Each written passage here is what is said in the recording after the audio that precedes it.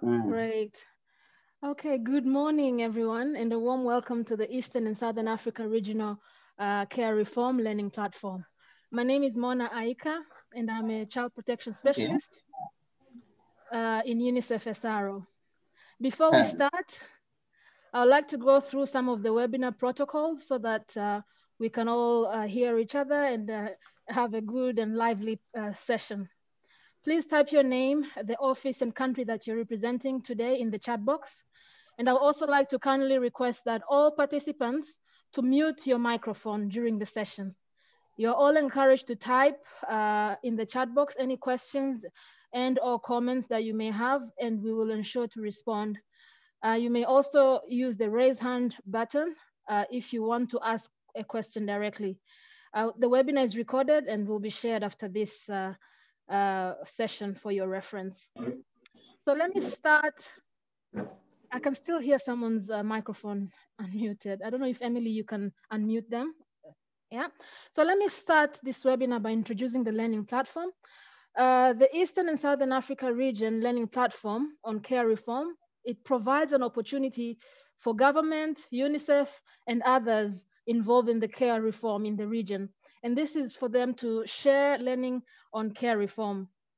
The learning is shared through webinars, document exchange. There's also a help desk that has been set up, and a pairing and mentoring. So if you have any questions or any query in any area concerning care reform, we'll provide our emails. You can write to myself and Emily, and we'll ensure that you receive an appropriate response. The initial phase of the platform involves several virtual study tours like the one we're having today. There's also thematic learning groups on foster care and the linkages between family strengthening and social protection. Multiple policy papers on care reform will be developed, including on child protection system strengthening and care, and the care of children on the move, hopefully. So this particular learning platform initially focused on 6 core countries. We had Malawi, Kenya, Uganda, Zambia, Rwanda, and South Africa. So they are the ones who were consulted and really defined the shape and form of this learning platform. Even though the 6 core countries were consulted, we have opened up to all the 21 country offices in the region to participate. The management of the platform is supported by a consultancy firm called Child Frontiers, and we have Emily Dillop as the lead consultant. There she is waving at us for this work. The learning platform is for the Eastern and Southern Africa region and will be led by various professionals in the region. This initiative is led by UNICEF Regional Office in collaboration with Changing the Way We Care, which is a multi-country project that aims to reduce countries' reliance on residential care and support families. A very warm welcome to all of you once again. Special welcome to the government representatives who are with us today. We encourage all of you to type your name and the organization you're coming from in the chat box so that we know who you are. But already I've seen a few government representatives. Very happy to see you and to have you on board. And also a very warm welcome to the UNICEF colleagues and the CSO's expert reference group working in the area of care reform. All of you make this learning platform a success. So now, I hope for today's session, I hope everyone has had a chance to review the virtual study tour documents that were shared earlier a couple of weeks ago, and the presentation provided, and that this webinar is mainly a chance for you to ask any questions based on the resources reviewed already. So I'm sure many of you may have already read the documents and you're happy and maybe have some questions. Please feel free to type them in the chat box and we'll ensure to respond to that. So for today's session, we're going to hear from Rwanda and Uganda. And we'll spend 40 minutes of Rwanda before moving on to Uganda. So we really hope that all the presenters or those who will be part of the panel discussions can really ensure to keep the time. Again, a reminder to mute your microphone so that we can all be able to hear each other. So let us now move to the care reform in Rwanda. The virtual study tour is going to Rwanda today. May I ask all the participants from Rwanda to turn on their video? and introduce yourself.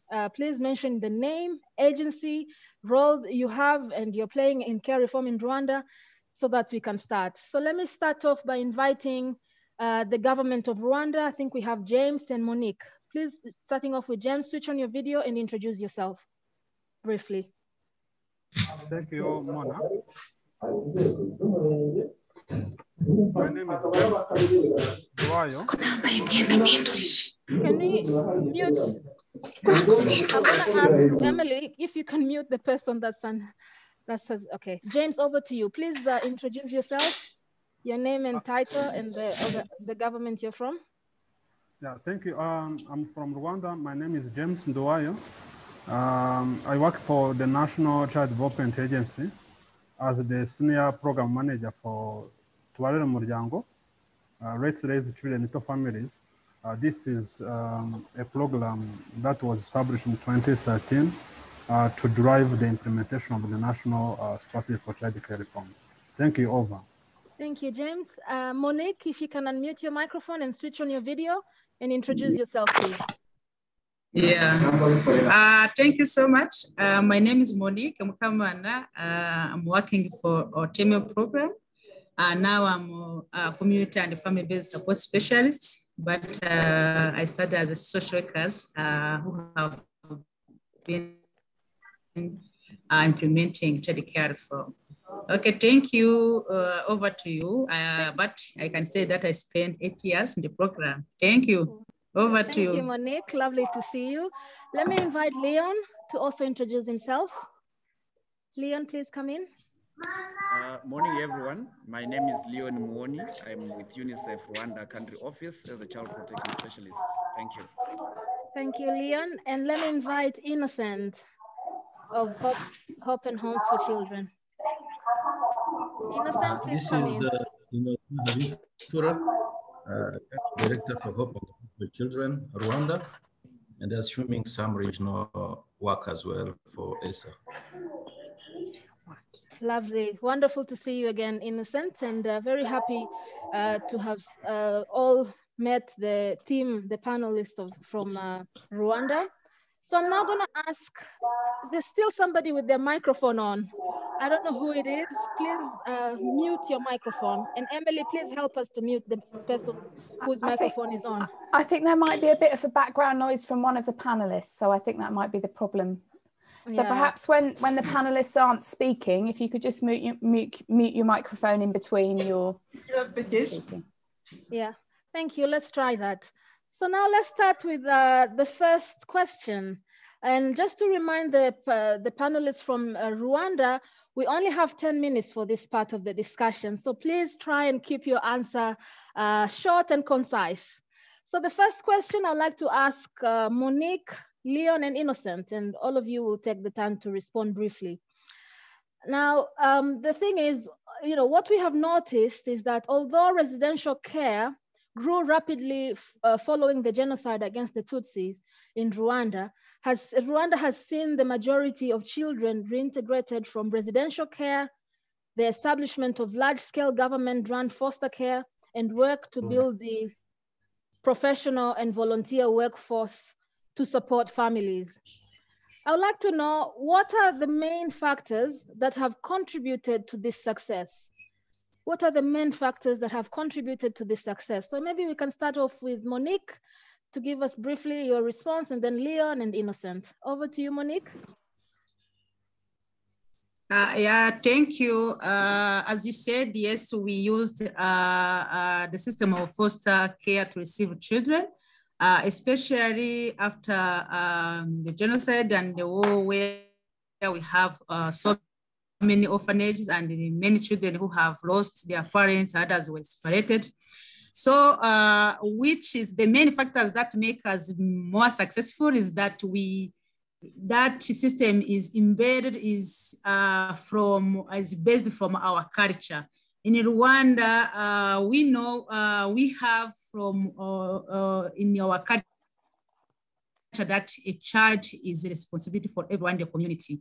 That's why we didn't even try to pay or to have something that as a reward for them, But as we want to revive that culture to care the children who has problem, for example, when a parent died in the community and left a small kid, the community take a lead and see and choose someone who can remain the kid and take care of the child. That's why we become more successful on that system, and we continue to use it even today. And we have foster parents who are emergents, we have long-term foster who can support children in problem. Even if we have already transformed all orphanage here in Rwanda, we still have some kids who may be at risk of separation also who can go for foster while we are looking for a long-term solution to them. Thank you. Thank you so much, Monique. I think you've mentioned something very key there, and the cultural background really played a catalytic effect in advancing the care reform program in Rwanda. So let me invite Leon, if you have something to add to what Monique has just shared. Sure. So yeah, in addition to what Monique has said, one of the key success factors for fostering in Rwanda has been to do with the support of the government. There is quite excellent government leadership, generally in the area of child care reform, including alternative care options that are available to families and to children. This commitment has been shown particularly in government, being upfront with the leadership, development of the strategy on care reform, and the development of the TMM program, which have become the vehicles through which care reform in general has been delivered, but more specifically in supporting fostering.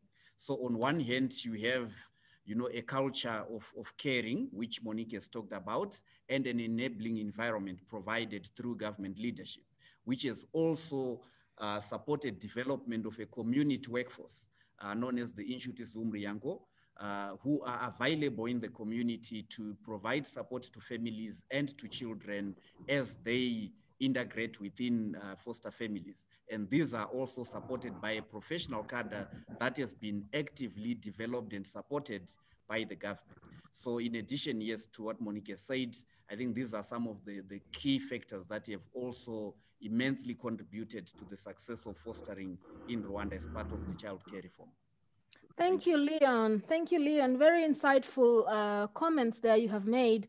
And in addition to culture, as you mentioned, the enabling environment really facilitated the care reform program to advance. And having government in the front line, leading and owning the whole process is something that has been noted to be key. And of course, the development of the TMM program, the Let's Raise Children in Family program really was also essential in advancing this area of work. And you also mentioned the community-based structure, the Friends of the Family also being key in supporting and providing the care of children at community level. Let me now turn on to Innocent. Innocent, please come in and add in case there's something else that has not been mentioned. Thank you. Yeah, it seems complete. But let me maybe highlight the strong political will, especially in the view of laws. The constitution is very clear as a majority of constitution in the area, but there was a kind of political will really pushing to make sure observing that specific provision of the constitution. And this brought to whoever was supporting care reform to feel supported or to feel working in an environment that pushed to have even the TMM in a more comprehensive way. Because compared to what we should have expected, maybe it should have been like a reintegration program, full stop. You bring children back to their families, but making sure that every child is raised in a family setting was really the push factor where every other effort was built around. So we may also consider case management at those or at different layers that were referred to by the previous panelist, where we talk about the social workforce and we move to the community social workforce, But but there are also existence of some tools. There are existence of some procedures. There are existence of some commitment to make sure no child is left behind within the institution. So that commitment, that was like some kind of ambitious, idealistic, made the magic. Thank you. Thank you so much, Innocent, for that insight as well. I mean, what you have highlighted is something very important. You know, you talked about the political will, the constitution, and the environment that the government created for all partners or people working in the area of wanting to support care reform could also work very well. And you also talked about the importance of case management. You mentioned professional social workforce and also community-based social workforce as very key in advancing this work. Now, I'd like to move on to James and Leon and Innocent again. I mean, having heard all that has been put in place, having heard everything that has, has been implemented, what remains to be done now in relation to care reform in Rwanda? And what are the priorities moving ahead? So I'll start off with James, Leon, then Innocent. Over to you, James. Thank you, Mona. So although we achieved a lot, but of course, as been saying, there is still a lot to do. No, we are at 80% in moving children off institution into families. Yeah, you see, soon will be the first country in Africa to be orphanage free, but we can say we have arrived where we are supposed to be. So we still have a total of 431 children in 4 institutions, which are remaining out of the 70. I mean, out of the 37. So it's still it's a very few, but again, we can't say that we are really where we want to be. So that's the first step we need to take in the coming days. But also, I need to mention that we have found something we need to take attention on. This is children with disabilities. While implementing the care reform, we were supporting children to move into families, but we can't say that the approaches and the methodologies we're using were really tailored to children with disabilities. Although children with disabilities were those that we found in institutions, we support them to be present in families, but we can't say that this was our main objective. So that's why where we are moving is to ensure that we are also helping children with disabilities that are in different centers to also be reintegrated into families. So for now, we have started the process, including piloting the process of moving children into children with disability into family-based care. We have some numbers of children that have already been placed into families. So that's where we are moving to. We have now finalized adopting tools that can support in reintegrating children with disability into families.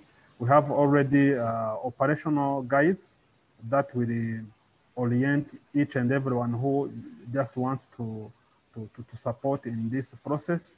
So basically, these are the two main points I can mention when it comes to where we are moving to. Thank you, Mona. Thank you so much, James, for that insight. I mean, congratulations to Rwanda, to the government of Rwanda and all the partners there for advancing this work. You mentioned 80% of children have been placed from institutional care into family-based care. I think that's brilliant. And you also highlighted that children with disabilities is an area where you are now focusing on as your next step. And already there are various tools developed to really support the reintegration of children back into families for children with disabilities. Again, there's still someone with their microphone on. Please mute your microphone. And let me now invite Leon to also give us some of your insight to this question. Okay, thank you, Mona, and thank you to James for giving an overview of sort of the areas that we continue to work on. Certainly, like James has said, over 80% of children who were in institutional care are now in communities. So the next natural step is to ensure that all these children are part of a broader child protection system. So really taking the lessons from care reform and sort of using them as an entry point into a broader child protection system, and ensuring that all those children are now sort of, provided with support within the broader child protection system. Then there is also an important area, which is kinship care. I think in the earlier, discussion, we talked about the culture of caring. So while a number of children are going into formal foster care, there is quite a lot of children that are being taken care of within the familial sort of relationship through kinship care within the communities. It's an area where we think we need to generate a bit more evidence to understand a bit more on the extent and the factors that sort of give rise to kinship care and what makes it work the way it is working. I think it's an area not only in Rwanda, but I believe globally, where there is a deposit of information and data and evidence related to kinship care. Then finally, I think another important step that we think the government of Rwanda and all its partners needs to naturally go into is to sort of further develop national guidelines on foster care. So there have been SOPs developed on foster care, but I think we need to go a step further and have nationally applicable guidelines that can help whether it's civil society or anyone that wants to partner with government in supporting both formal and informal foster care. So I'll say those are the additions, and I'll leave some of the areas for Innocent to fill in. Thank you. Wonderful. Thank you so much, Leon. I think you've highlighted something very important in the area of care reform, and how now the placed children back in the families or in the communities are now being linked with the existing child protection system. I think that's extremely important. You're highlighting the importance of follow-up, the importance of proper reintegration into the community, and also very much looking forward on the evidence that you'll generate and the data collected around kinship care. I think this is something that will greatly benefit a lot of us in the region to learn more on. And also, once the national guidance on foster care develop, of course, that will also be very useful to be shared across. Over to you, Innocent, to add in. Yeah, a few elements to add. First of all, I will start by saying that we have more energy to continue with the process, especially when you are at 80%. Now you feel that the 20% is the following day, but we have realized that it's not always that case, and that's why we apply case management. So especially the group, the last group is always somehow challenging in, I mean, it's not only in childcare reform, but in any project. I would like to highlight some areas where we would appreciate to have improvement in the childcare reform.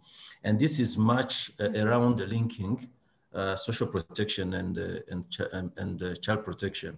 I think it goes a bit close to what Leon said about the wide child protection system. But here I'm referring to such kind of existing scheme at government level to be linked with child protection. Let me revert it a bit with supporting prevention, if I can say.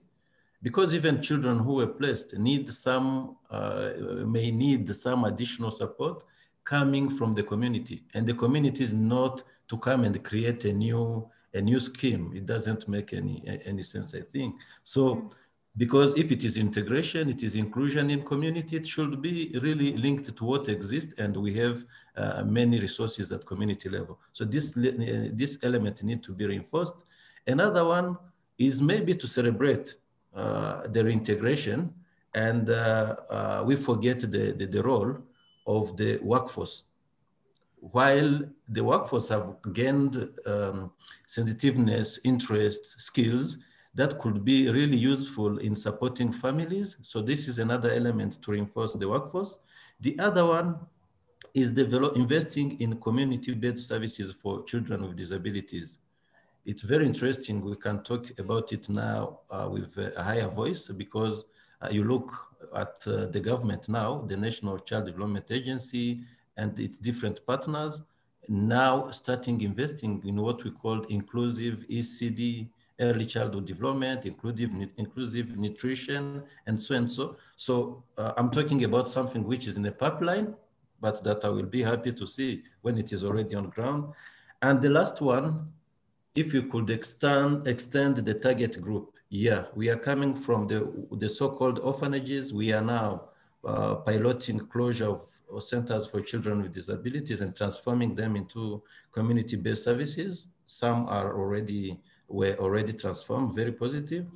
But what about street-connected children? So I think we need to look further to the target group we have in currently, and really influence the services provided, the prevention work, the case management. I mean, we need to bring all those knowledge collected and skills collected through these years of TMM and bring them to the service of the other important challenging child protection concern, which is around street-connected children. Those are my area where I wish we should also target as a new way. Great. Thank you. Thank you so much, Innocent. Very useful information there you have shared. And I think if I'm to summarize everything, it's about providing holistic services to all children and not leaving any child behind. So let me stop there and invite Emily to take us through the question and answer. Over to you, Emily. Thank you, Mona. We've had a lot of questions. Hopefully we'll get through as many of them as possible. And if we can't, perhaps we can put them in a document and ask the panelists to respond to them separately after this session so that you still get the answers. So the first question is around the role of civil society organisations in care reforms. I'm going to ask Innocent to talk a little bit about Hope and Homes and perhaps some other civil society organisations that have been involved in care reforms and the role that you've played in care reform in Rwanda. First of all, I will say that the way we work in Rwanda, it has a kind of unique, especially because with the institutionalization, as I mentioned, it was already embedded in the laws, not with that name, of course, but the purpose of it, plus the values, traditional values of Rwanda.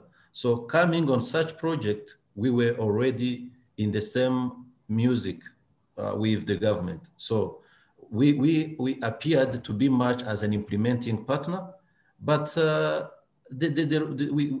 we put in place, we set up in place what we call program coordination team. I think someone asked a question about coordination as well. So we were working as one team, everyone providing his area of expertise. And for Hope and Homes for Children, I would say that we invested much in piloting, but through always partnership with the government. So after demonstration on a very small scale, as usual, the government, which has responsibility across the country, would take or had to take all those learning to make sure they become beneficial to the entire country. That's how I can summarize. So the collaboration was so closed at the point where we appeared to be much in the implementation, but we were not excluded to challenge aspects that needed to be advanced. I will not mention those for the interest of time. Thank you. That's a great answer. I'm going to ask the next question to James and Monique. Perhaps you could tell us a bit about some of the high-level challenges that you faced in the care reform process in Rwanda. James or Monique, do you want to go first? James, maybe you can start as you have your video on. Thank you, Emily, for asking about the challenges. Yeah, for any implementation, it is understandable that you are to come across some challenges. Yeah, when we started, maybe I don't maybe know the highest challenges, because all of the challenges were for us high. So let me first start with the challenge we first met when we started. That was resistance from heads of institutions. It was a bit difficult to people that we are going to move children off institutions, while having in the center or the institution creates it's a source of income for both institution managers and the rest of the team. So to address this, we had to, on every step, we have to work with the institution managers to engage them at each and every single step. But again, we had to make sure that the institutionalization doesn't aim to close the center, to close it down, but also to transform the center another center or institution providing services to communities and the families in general. So that was the first solution. The first challenge. Another challenge we had is just working with children with disabilities. As I mentioned, when I was first asked I was first asked by Mona the question, working with disabilities was a bit challenging for us, because as I said, the approaches and the tools we were using were not adapted for children with disabilities. So for a handful of them we had in institutions, so it was a bit challenging, although we didn't leave them behind, but it was not quite easy for to work with them. So we had always to, it was a bit taking much of time to support those, but we had to make sure that they are also supported to be in the family. Luckily now that our tools that we have now have been adapted to this important category of children. Thank you, James. Oh, sorry. That's fine. Maybe we can go on to the next question. I just am aware that we've got quite a lot of questions. Thank you. That was a very useful and comprehensive answer. Leon, I'm going to give the next question to you. This is several questions in one, really, around some of the approaches, and James touched on this in his answer, but be good to have a bit more detail, that have been used to reach the needs of particularly hard to reach or children, such as those with disabilities, children living with HIV, and also street connected children. If you have any approaches or models or lessons learned from working with those groups. So over to you, Leon. Okay, yeah, thank you, Emily, for the questions. I'll try to address them in one go, because I think they are a bit interconnected. But yeah, some of the main success factors, particularly in relation to reaching some of the hard to reach, children, particularly children with disabilities, has been to sort of take a structured and sort of a structured approach, starting with the lessons that have been generated over time from implementing the TMM program since 2012, and then utilizing that as a platform to then develop guidelines and mechanisms that sort of address the specific and particular needs of children with disabilities. There is obviously the coordination of government for different partners that are sort of contributing towards working with children with disabilities. There is the National Child Development Agency, which focuses on all children. And then we also have the national the National Council for Persons with Disabilities that works in close collaboration with the NCDA and entities like UNICEF, Open Home for Children, and other different players. This is sort of managed to bring together a wealth of expertise as well as practices elsewhere that could be fused with the practices already developed over time in Rwanda through the TMM program. The workforce that has been developed for child protection has lately been going through extensive and rigorous trainings that are structured again on supporting inclusive deinstitutionalization.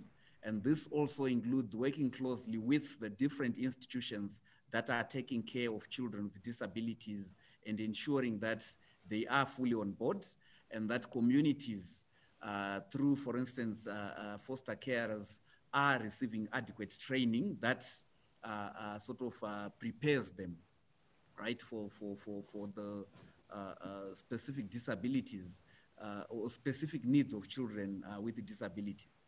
This also includes supporting community components like community-based rehabilitation, in terms of preparing their communities and making sure that the families and communities are well structured and prepared to be able to take in and support children with disabilities. One thing for effect is that it has been established that majority of the children, especially those with disabilities that are in institutions, actually have parents or have close relatives that are that are available. It's just that sometimes the needs, the special needs of these children have been sort of the push factors that have sort of pushed families to seek institutional care as a way of bringing the children closer to services. So working within national systems, beyond child protection systems alone, has also been sort of a success factor in sort of ensuring that services are available at community level, things like inclusive education, things like health centers that are equipped to be able to address the different specific needs of children with disabilities. So these are some of the factors. Then when it comes to children living with HIV and AIDS, this has not been a big factor in Rwanda, considering that HIV prevalence is quite low in Rwanda. So there hasn't been any direct focused efforts on HIV as a standalone because it has not really been a big factor in Rwanda. And when it comes to working with street-connected children, I think this remains a challenge, and I'm sure not peculiar to Rwanda, considering that what goes into reunifying and reintegrating a child from the who has been exposed to living and working on the streets, brings in a different of brings in different needs in terms of planning, in terms of structuring the interventions. But the good thing is there are national structures in place. So there's the National Rehabilitation Services, which has been put in place by government to focus on supporting rehabilitation, including of children who have, had exposure to the streets. And these are working closely with the National Child Development agents in ensuring that the trained workforce that has been supporting the child care reform and that is now available for broader child protection is working closely with the rehabilitation centers in preparing the families and preparing the children for reunification and post-reunification support, which is now going towards the reintegration. So it is sort of a continuum where a lot of efforts have so far gone into supporting reintegration of children with disabilities and also at the same time starting to develop mechanisms for supporting street-connected children to also be able to fully integrate back into communities, but having also received some form of rehabilitation support. Yeah, so I would say these are some of the factors that have contributed, particularly in addressing children with different needs in reintegration processes. Thank you. Thank you. I'm just going to ask one more question, as unfortunately we're running out of time, but what just to reassure everyone that we have a resources folder, which I'm just going to put in the chat box now, which includes all the resources on care reform in Rwanda from this virtual study tour. So you can go on there and you'll be able to see a recording of this webinar and also the all the presentations that are attached to the virtual study tour. And I'll also put some Q&As in there. So I'll try and get the panelists to respond to some of the questions that we've not been able to address in a document in that folder. So just one last question. This is around record keeping and keeping track of children and caregivers. There are kind of two interrelated questions around the degree to which foster carers, you are able to keep track of the number of children in foster care or the number of foster carers and why that might be challenging. And also the degree to which you're able to keep track of children who are being reintegrated from residential care. I don't know if Monique, you would like to answer that question? Yes, thank you, Emilia. Thank you to everyone.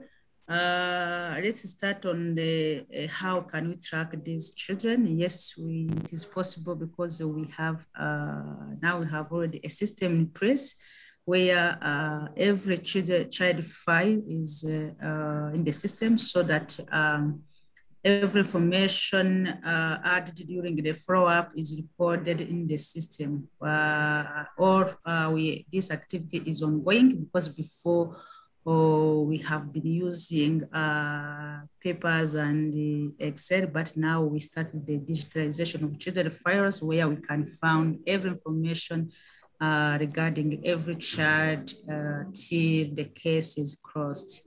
On the foster care, yes, they are supported by the law because there are guidelines how foster carers are selected, how they are training needed for them, and also the placement. And again, we have a regular follow-up to them. Also, they sign some document at the level of the sector level where we can track all children that are in foster families.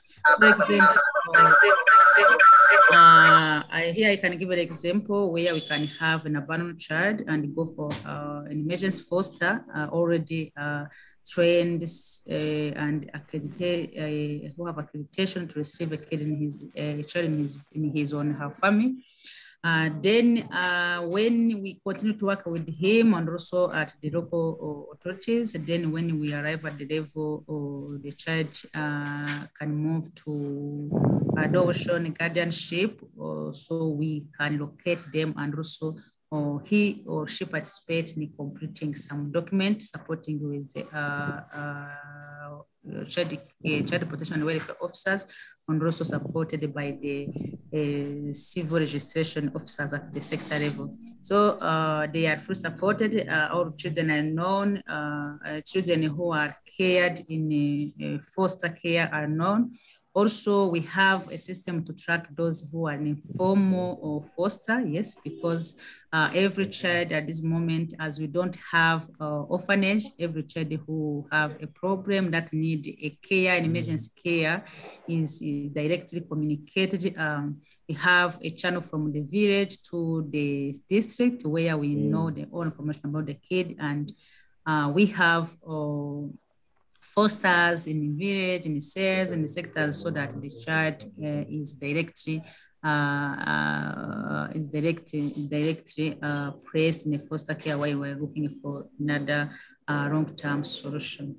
Thank you. That's what I can say about the support of kinship and foster care, and how we can track all information about all the integrated children into communities. And we have all, as we know, we have already moved from orphanage to district. All files of children can be found at the district level, where we have staff who can manage all the files, those ones who are not yet digitalized. Thank you. Thank you so much, Monique.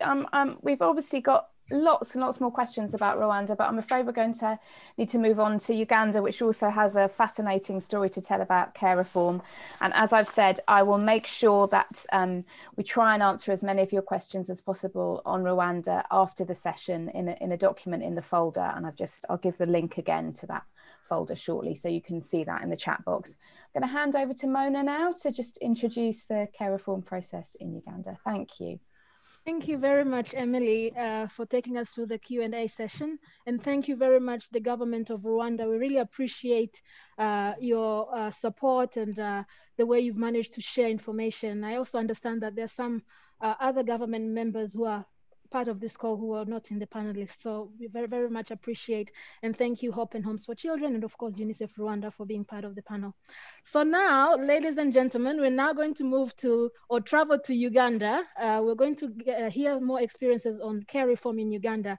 I'm going to now ask the team Uganda to switch on their video, and then we'll go through a round of quick introduction of your name and the organization you work for, and then we will start with the question. So may I now start with Rose, Aika Rose, please switch on your video and introduce yourself. Thank you so much, Mona. My name is Rose Archer. I'm a senior probation and welfare officer working with Ministry of Gender, Labor and Social Development, Uganda. Thank you, Rose. Thank you, Rose. Over to you, Oluka, to introduce yourself. Yes, good morning. My name is Irene Oluka. I work for UNICEF as a child protection officer in the Uganda country office. Thank you. Thanks, Oluka. Over to you, Dr. Walikira Eddie, to introduce yourself. Thank you so much, Mona. I'm Eddie Walakira. I work with Makerere University. I serve as head of the Department of Social Work and Social Administration. I also work as an associate professor at Makerere University. Thank you. Thank you. Over to you, Barbara Abba. Thank you. My name is Barbara Abe. I work for Catholic Relief Services as the Regional Technical Advisor for Child Protection. Thank you, Barbara. Over to you, Damon Wamara. Damon, are you with us? Thank you very much. My name is Damon Wamara, Executive Director of Uganda Child Rights NGO Network, the coalition of child rights focused organizations in Uganda. Thank you. Over to you, Dumba Nyanzi Ismail.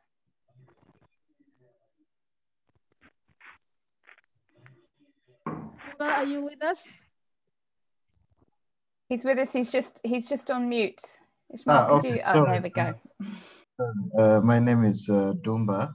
I work as a child protection monitoring and evaluation specialist with the Data for Impact project with an organization called Palladium. And with this project, we support over 8 countries. Thank you. Thank you. And now over to you, Maureen Orogot. Maureen, please unmute your microphone and introduce yourself.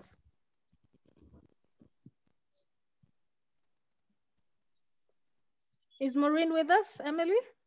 He was with us at the start of the call. We have so many participants, it's hard to keep track. Perhaps she's had some technical difficulties. No problem. Maybe get started and she can join us when she's able.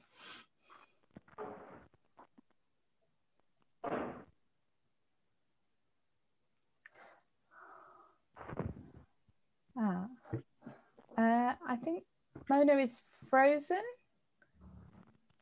Can others hear her, or is it just me who's struggling? Irene, can you hear her? No, we can't hear either. Okay, so I'm sure she'll come back to us shortly. I will just get started with the questions. So this is for all of the panelists, though we only have a few minutes for this section. So if you could keep your answers quite brief.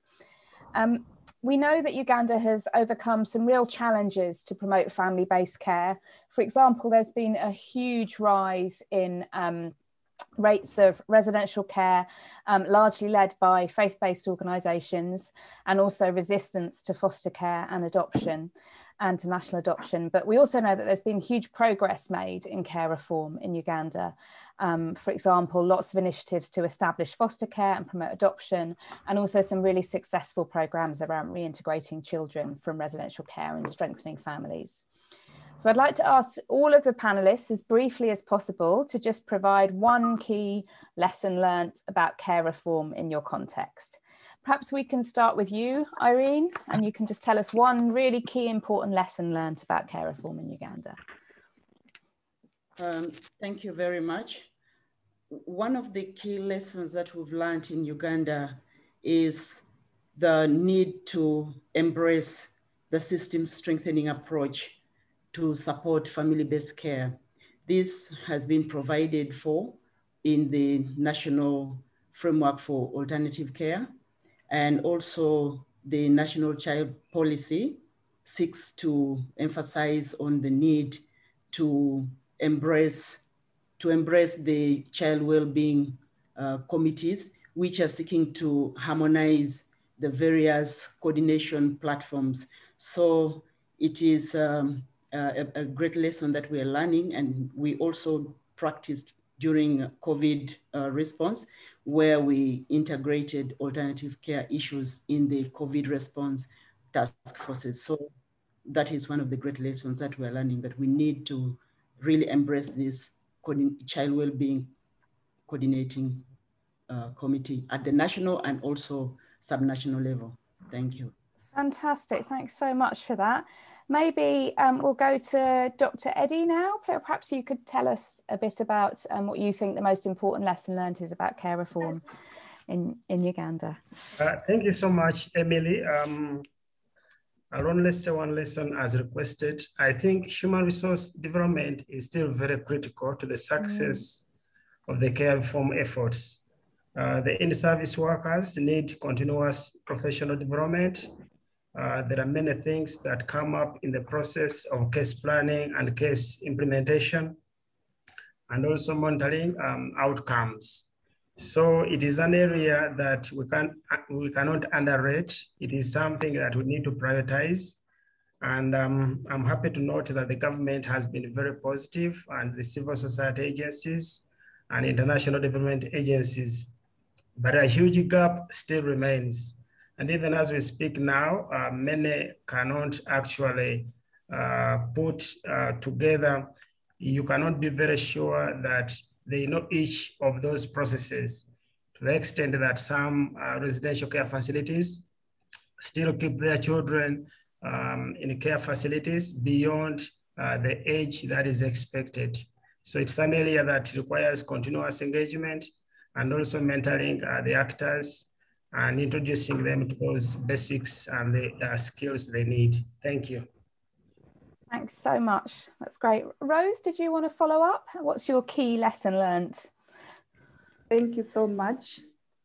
One of the key lessons that I've learned in the care reform in Uganda is that we need to continuously create awareness and mobilize the communities as well as the child care institutions with regard to care reform.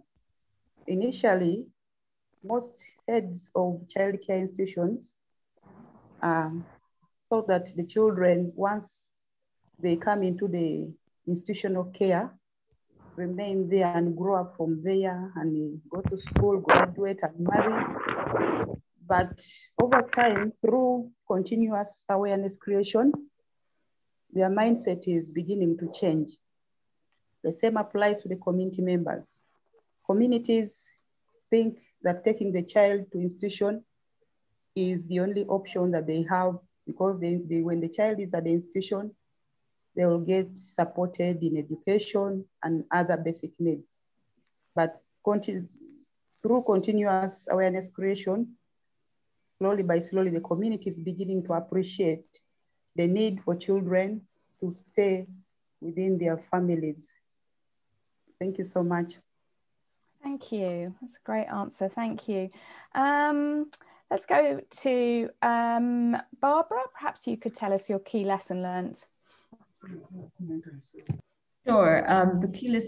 My key lesson is that it's all well and good to have policies in place that support care reform, but it's very critical that we develop and support the development of guidelines, standard operating procedures, and tools that help translate those policies into practice and support Dr. Eddie's lesson in terms of strengthening the workforce. And I know Uganda has been of having one of the best legislative and policy environment, but not much in terms of implementation. So that's something that we are really working for. Fantastic. Achieving. Apologies, the line just went at the end. I hope I didn't interrupt you. That's great. You're really building on each other's answers, which is brilliant as well. Okay, Damon, from perhaps you could give us your answer now. If you're there, you go. Thank you. Go ahead. Sorry. I think my key lesson is for us to see that organizations are willing to make the changes, to change from having orphanages to having support of the children in their families, which for us we have seen as a great success. And many of our network organizations, we have seen them work with the communities, the organizations, so that the responsibility is taken family, and that the families are taking charge of everything. That's fantastic, thank you. It's a nice positive lesson learnt there as well. Ishmael, last but not least, do you want to share your lesson? Well, I thought least. I think one lesson that I can say is that it's always important to have, for countries to have a well-articulated care reform strategy with, of course, clear metrics for measuring progress, as well as a clear coordination framework. Sometimes dispersed and uncoordinated interventions by the different actors can inadvertently undermine efforts to build an integrated and scalable protection system. Thank you. That's a great lesson. I'm going to hand, Mona, are you with us again? Yes, I'm back, and I hope you can hear me. Sorry about that. Thank you. Hand back over to you to ask the next question. Thanks. Thank you so much, Emily, for covering for me. My no internet problem. went off, so these are the joys of virtual study tours. So thank you very much, dear participants, panelists from Uganda, and thank you for sharing some of the lessons learned about care reform. Now, again, I'll ask the panelists to give us some more details about more recent initiatives in relation to care reform in Uganda. So starting again off with Rose Aka. Thank you so much, Mona. Yes, as a country, we've had to go through a number of processes in terms of care reform. And I'm going to talk about the recent policies and laws that government of Uganda has put in place to ensure that we can be able to reach the target that we want to achieve in care reform. We have a recent policy that is the National Child Policy. That policy is highlighting strategies on how we can care for children that need alternative care. Mostly talks about the gatekeeping mechanisms, setting the district alternative care panels as one of the gatekeeping mechanisms that will be able to handle the issues of children that are separated or at risk of being separated from the families within the district level. But also It emphasizes the need for regular monitoring and supervision of the childcare institutions.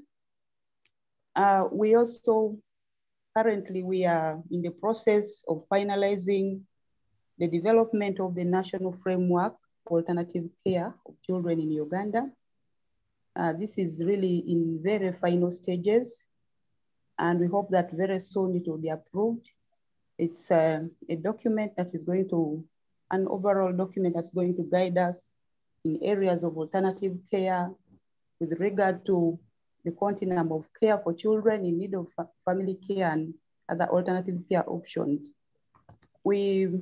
Recently we made the amendments in the Children Act, and one of the key issues was was in line with the guardianship. Originally, guardianship was open to anybody, everybody, but with the amendments of the Act, the guardianship is now restricted to only Ugandan citizens.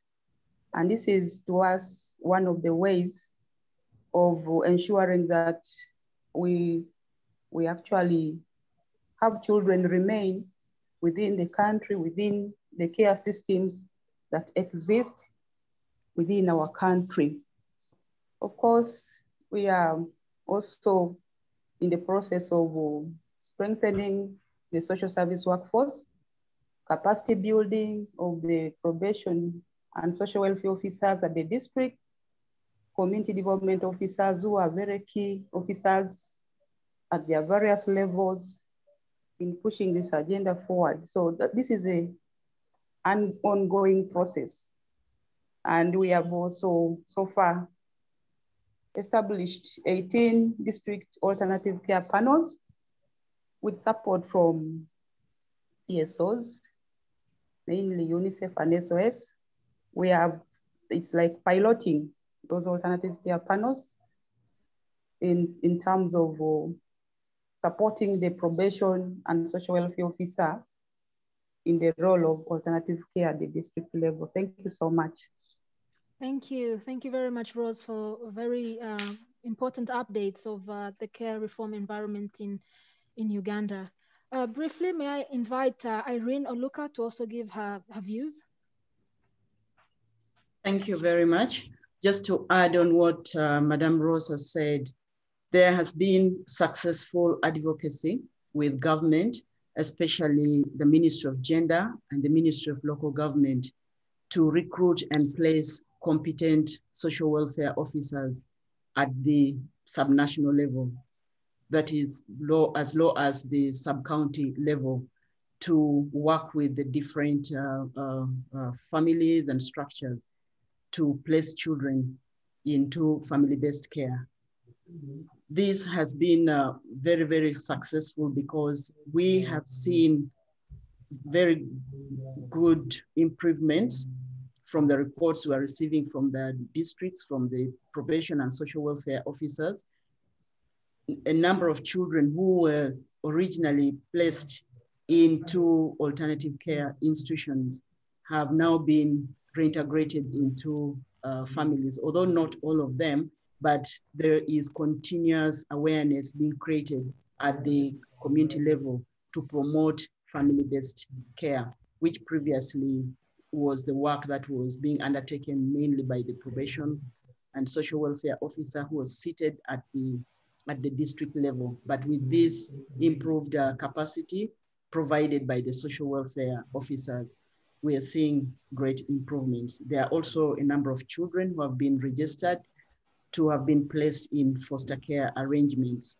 So these are some of the initiatives which we are promoting countrywide. Thank you. Thank you very much, Irene Oluka, for that, for adding on to that. I know, Emily, your video is now on. I know we're pressed for time. Can I take one more and then we go into the Q&A? Emily, will that be okay? One more feedback. And let me pick Dr. Walakira from Makerere University. Please give us your view in terms of the... Thank you so much, Mona. I think let me point out one thing, especially that touches me so So family, that is, in the past, we have not been doing rigorous research in the field of alternative care. But now of recent, we have worked with some organizations. The government of Uganda has worked with some organizations and Makerere University. And I should particularly mention one research that is being concluded. It was under the project of keeping children in healthy and protective families. This project was implemented under the leadership of CRS, Catholic Relief Services. Makerere University was part of the research team. And what is so unique about this study is the longitudinal approach. It was a randomized controlled trial. And we looked at the domains, the well-being domains for children when they are still in the institutional care, that is residential care facilities, when they are taken back to family-based care at 6 months, and also 12 months. And we are looking at ways to continue with this research. And I think it is one of the kind in the whole of East Africa, although it was done on a small scale, but it gives us a chance to look at reintegration outcomes, because we normally lack data. We don't know the status of children before we take them back to their families. We don't know how they adopt, and we don't know how they cope, their psychosocial well-being indicators, and all of related things. So that is only one piece, and I'm thinking this should give us a chance in the world of East Africa to take this direction so that we can measure the impact of reintegration packages. For this study, we had 3 components, and I don't want to go so deep into this.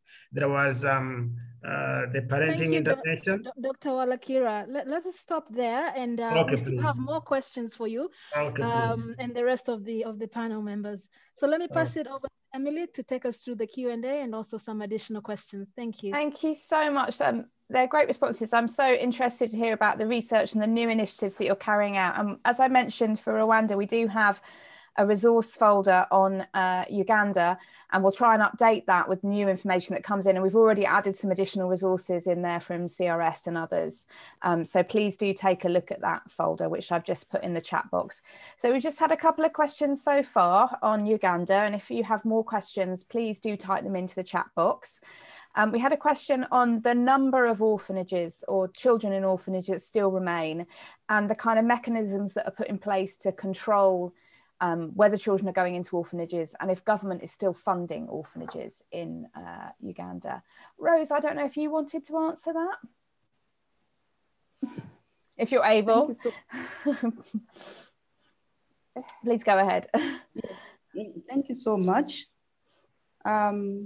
Regarding the number of orphanages in Uganda, or we call them children's homes and babies' homes. So far, we have about 140 children's homes that are approved by government. But these homes are actually, it's not just an individual setting up a home on their own. There must be a demonstrated need from the district probation and welfare officer that is usually backed up by statistics of maybe children who are abandoned and they're in need of emergency care. These homes are basically meant to provide emergency care as we resettle the children, or we trace for the families of the children and resettle them in their families. Government does not fund these homes in any way.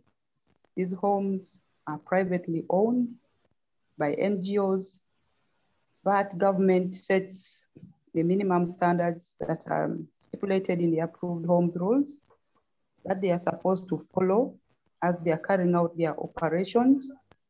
And of course, through our regular monitoring and inspection, our desire is that these homes are reduced and children are resettled back to their families. And slowly by slowly, as I said earlier, the home wardens are beginning to appreciate that children actually belong to families and not in the homes. Some of these homes are transition homes, where, for example, we get street children and take them for 3 days or a week, and they transition and go back into families. Fantastic, thank you. The next question was about alternative care panels. How do they function? What is the composition of the panels, and what is the maximum number of members per panel? I don't know who is best placed to answer this. Rose, is that you again? Yeah, I'll answer that again. Thank you so much. Thank you so much. As I said, we are piloting the alternative care panels.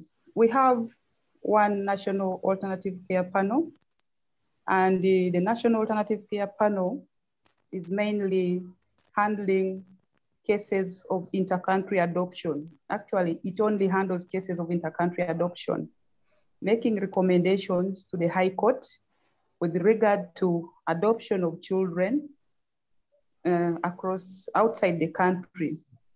For the district alternative care panels, these are mainly meant to handle cases of domestic adoption, also making recommendations at that level for the Chief Magistrate's Court to enable the placement of children into local adoption.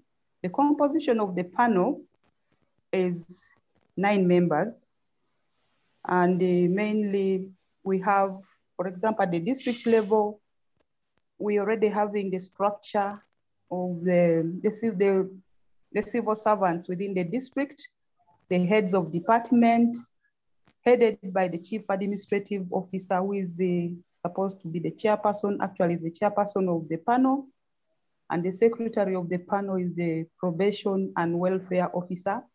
Then we have other heads of department, district health officer, district community development officer, and all these they have a key role to play. We also have police, family and child care protection unit of police. Then we have a representative of either foster parent or an adoptive parent. But in total, there are 9 members.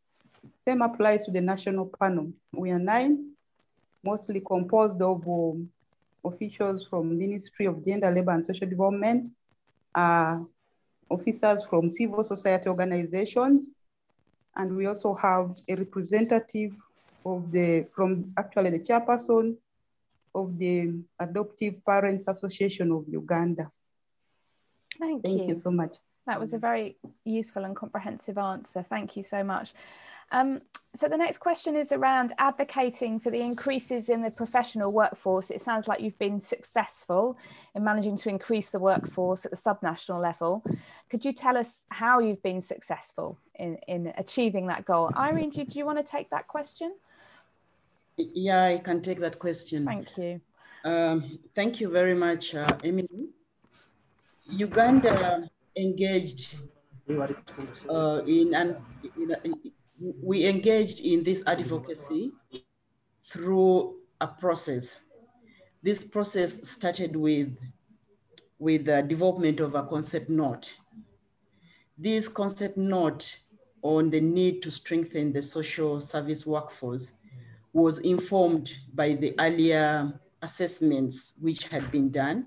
There was a mapping of the child protection system that was done in 2013.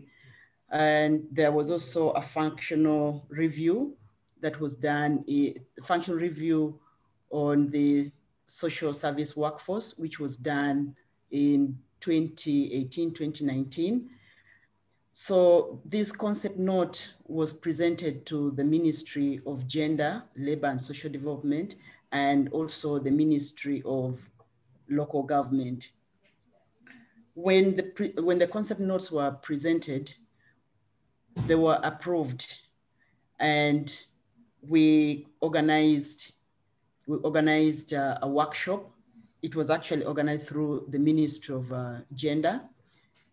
The workshop involved key stakeholders in the country, where we presented the glaring gaps for the need to have social service workforce strengthened. So the deliberations resulted in agreeing that we need to strengthen the social service workforce, especially increasing the capacity at the subnational level. So given those processes, the Ministry of Gender and Local Government agreed that we need to deploy competent social welfare officers. So a few districts have been selected, actually 9 of them have been selected to pilot the deployment of the social welfare officers. And also in those districts, we are not covering all the sub-counties. There are selected sub-counties where we are piloting this.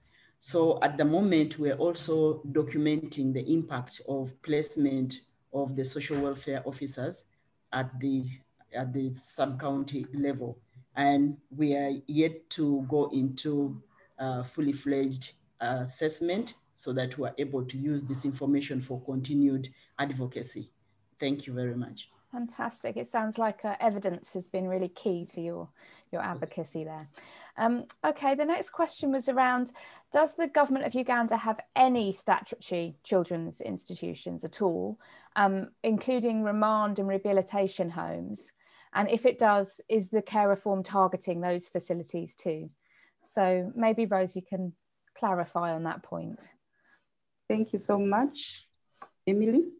Yes, government has remand homes, and the remand homes are mainly for children that are in contact with the law. When children come into contact with the law, for their safety, usually they are brought into the remand homes, mainly for rehabilitation.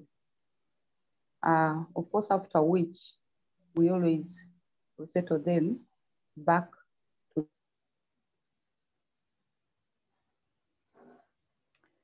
their families. But after the rehabilitation, family members have been prepared to receive the child back. We have one reception center. Actually, for the remand homes, we have 7 of them. And then we have one national rehabilitation center, that is Campi Rengisa, where children who require rehabilitation for a longer time stay until they are resettled in their families. We have one reception center for children that are in need of care, maybe they're abandoned, and we cannot press any immediate family member, or we cannot be able to place them in any foster care arrangement or in any family arrangement. We have a reception center, and also in that reception center, our target is to, as soon as we get the child in the reception center, we start tracing for the origins of this child, for the family of this child, and our ultimate aim is to reunite this child back with their family. Thank you. Thank you so much. We had a question about domestic adoption in Uganda, and how children in domestic adoption are tracked, and also in guardianship. And I think we might have Maureen back from the Child's Eye Foundation. Is that right? Are you with us again? Yes, Emily, sorry. We lost you for a bit. I wondered if you wanted to add anything on that question about kind of follow up with children in domestic adoption, because I know it's an area that you're working on, obviously with lots of government support and engagement. Yes, so for domestic adoption, basically we work with governments still through the panels. So the parents are presented before the national panel, and then when the parents receive the children, after they've been matched with the parents and the children are in families, we work with the probation and social welfare officers to monitor and keep visiting to see if the children are well and thriving and happy, together with the social workers that have been attached to those different families. Yeah. Thank you so much. Okay, I'm going to leap ahead a little bit, because I think there's might be quite a lot of interest in this question, which was around how are the childcare institutions coping with COVID-19 and the COVID-19 SOPs in Uganda? I don't know who would like to respond to that. I don't know if Ishmael or Eddie or would like to, or Damon would like to talk about that area.